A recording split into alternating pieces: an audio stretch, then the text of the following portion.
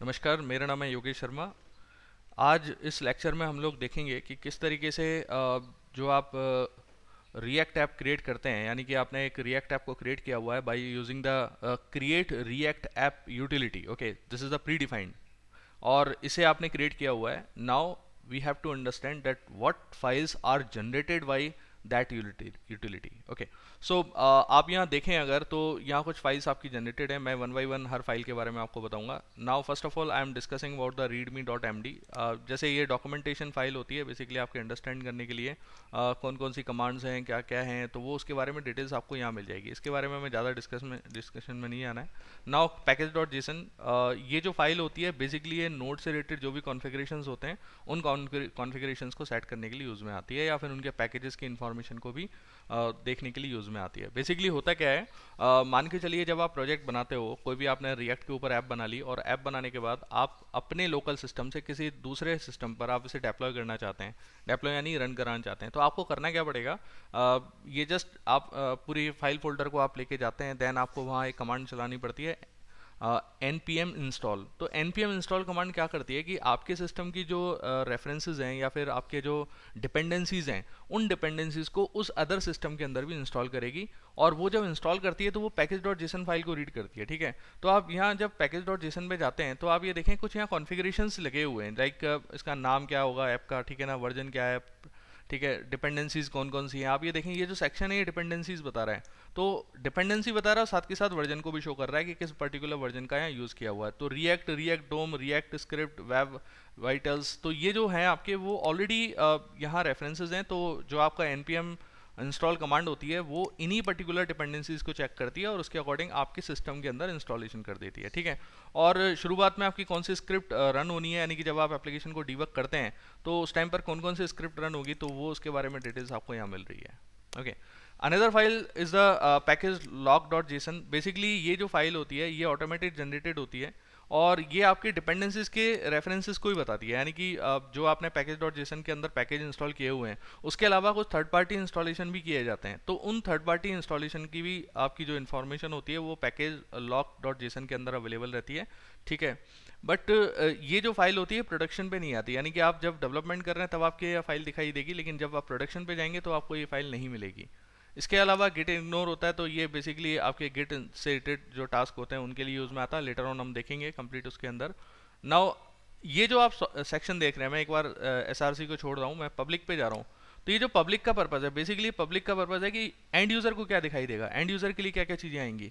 तो जब हम एप्लीकेशन को रन करते हैं तो मैं आपको देखिए मैं ऑलरेडी रन करके बैठा हुआ हूँ और इसके लिए जो कमांड होती है वो है आपकी npm स्टार्ट। ओके, तो npm स्टार्ट ये आप देख सकते हैं, आपको ये कमांड लिखनी है। ये कमांड लिखेंगे तो ये इस तरीके से थोड़ा सा डिबग होने में टाइम लेगा, तो ये डिबग होगा, आपकी रिएक्ट की ऐप जो है वो स्टार्ट हो जाएगी।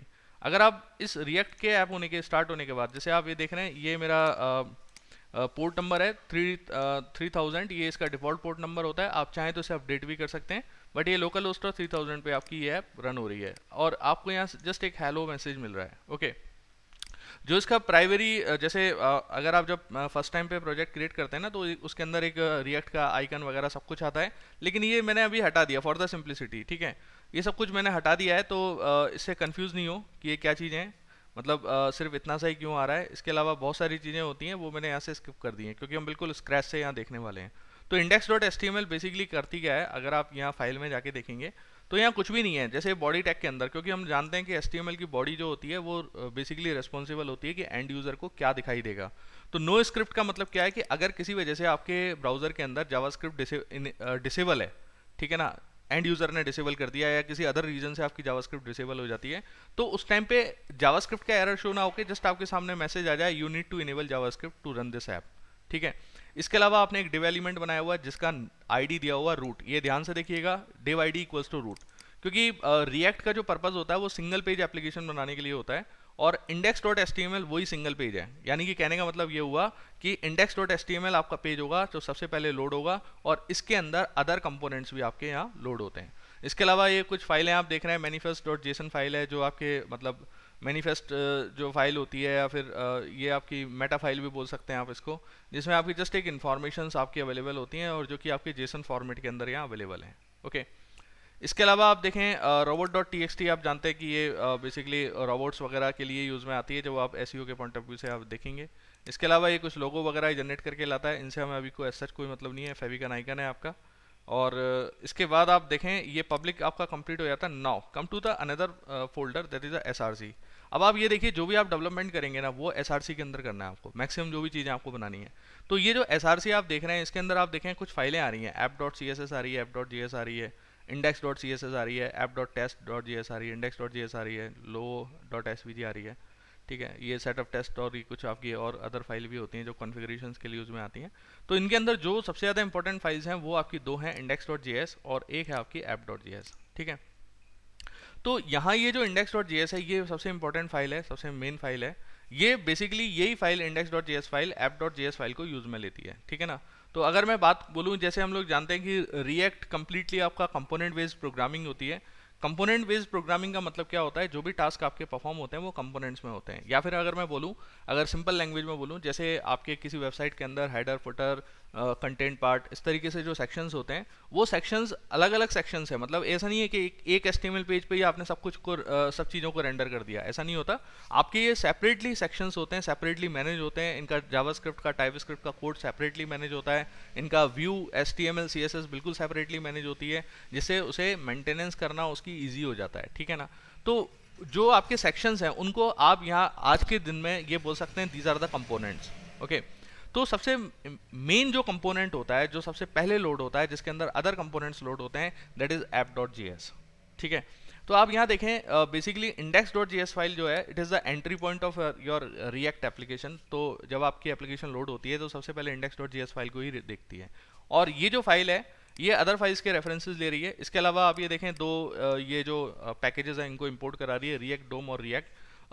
जो रिएक्ट है, जो आप ऊपर देख रहे हैं import react from react, basically ये आपकी मेन रिएक्ट एपीआई होती है, जिससे आप रिएक्ट से रिलेटेड जो भी आपके प्री डिफाइंड पैकेजेस हैं जिनको आप अपने डायरेक्टली कोड के अंदर यूज में ले सकते हैं।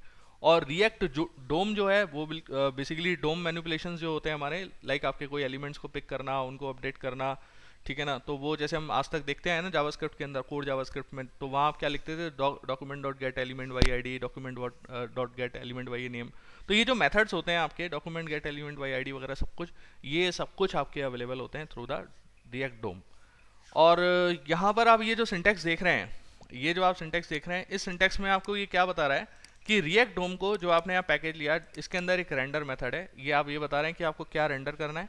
ठीक है ना, रेंडर क्या करना है, आपको रेंडर करना है ऐप कंपोनेंट को। तो ये ऐप कंपोनेंट कहाँ गया, ये ऐप कंपोनेंट है आपका ऐप डॉट जी एस। ठीक है, तो बेसिकली हमारे जो कंपोनेंट्स बनते हैं, जो आप रिएक्ट के अंदर कंपोनेंट बनाते हैं, वो दो तरीके से बन सकते हैं। एक तो फंक्शन कंपोनेंट बन सकता है और एक क्लास कंपोनेंट बन सकता है।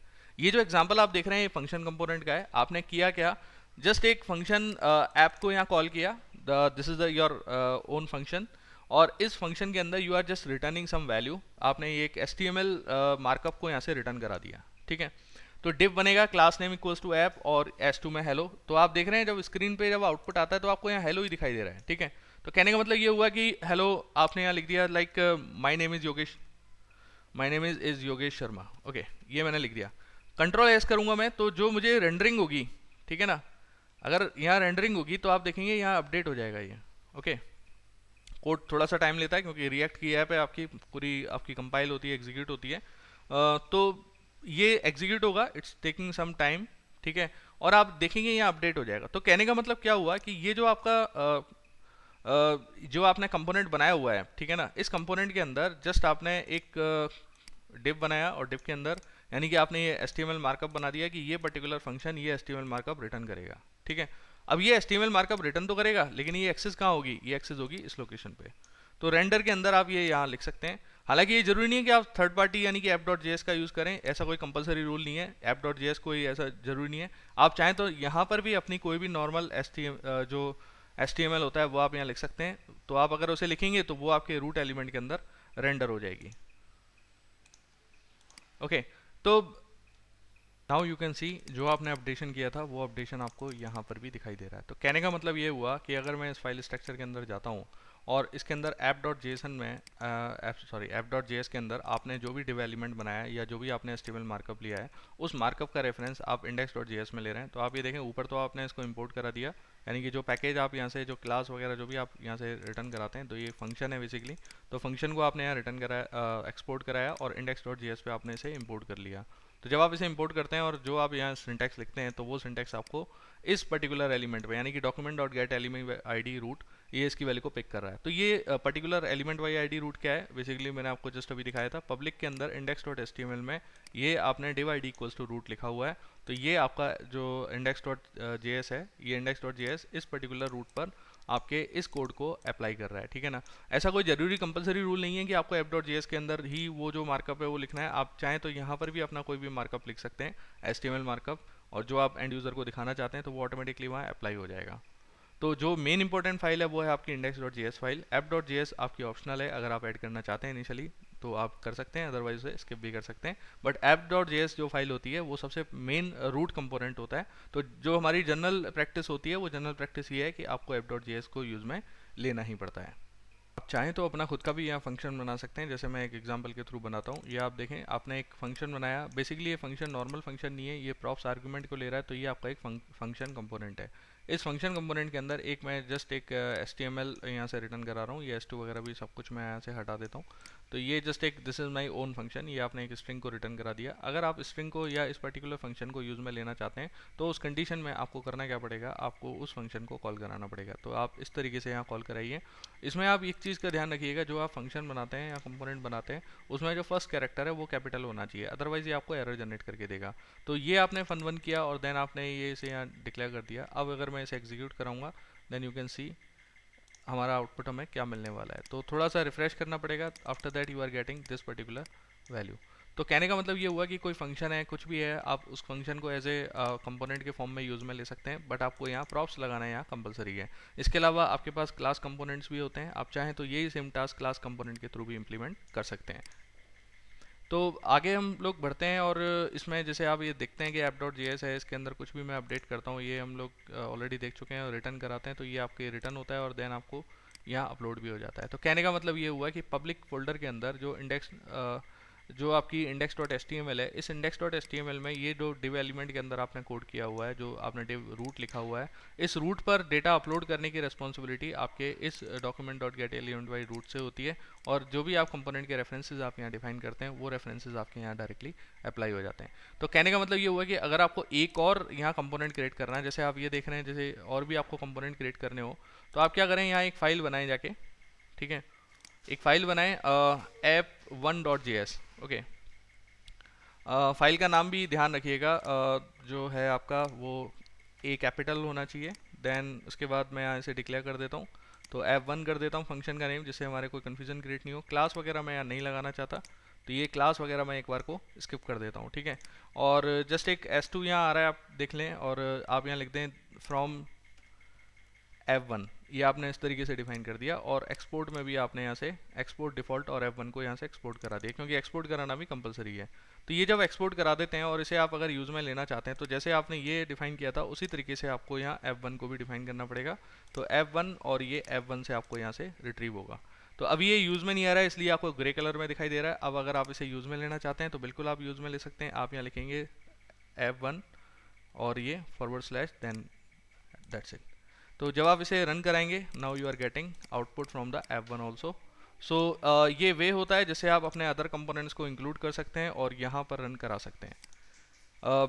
ऐसे करके आप मल्टीपल फाइल बनाते जाइए, बट आपका थोड़ा सा अरेंज वे में होना चाहिए। तो आप क्या कर सकते हैं, कंपोनेंट्स का एक सेपरेट फोल्डर बना दें, ठीक है, व्यूज़ के आप सेपरेट बना दें, मॉडल्स के लिए आप सेपरेट बना दें। तो आप उस तरीके से भी सेम टास्क परफॉर्म कर सकते हैं।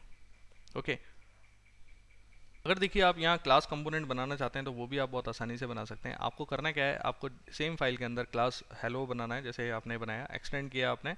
बेसिकली जब भी आप क्लास कंपोनेंट बनाएंगे तो उस कंडीशन में आपको रिएक्ट डोम को आपको इनहेरिट करना पड़ेगा, ठीक है।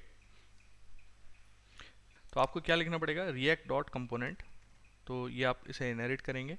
देन उसके बाद आपको यहाँ रेंडर मेथड का यूज़ करना पड़ेगा, ये रेंडर है आपका। और इस रेंडर में आपको जो भी चीज़ आप रेंडर करना चाहते हैं, लाइक आपने लिखा S2, ठीक है, एज ए S2, और S2 को क्लोज किया आपने। देन आपको यहाँ लिखना पड़ेगा हेलो वर्ल्ड। ओके,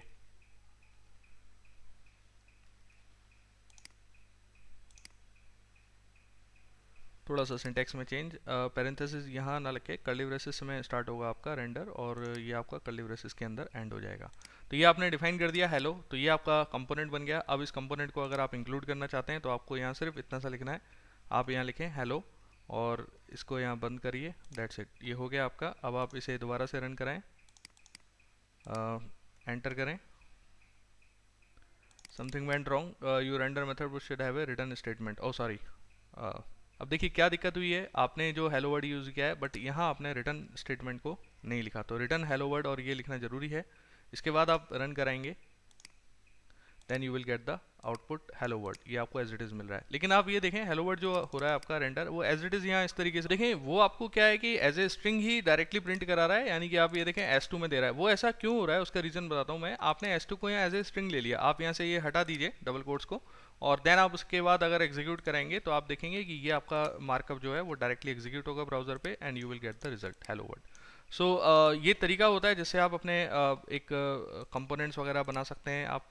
तो मैंने आपको दोनों तरीके बताए, फाइल स्ट्रक्चर बताया। Thank you.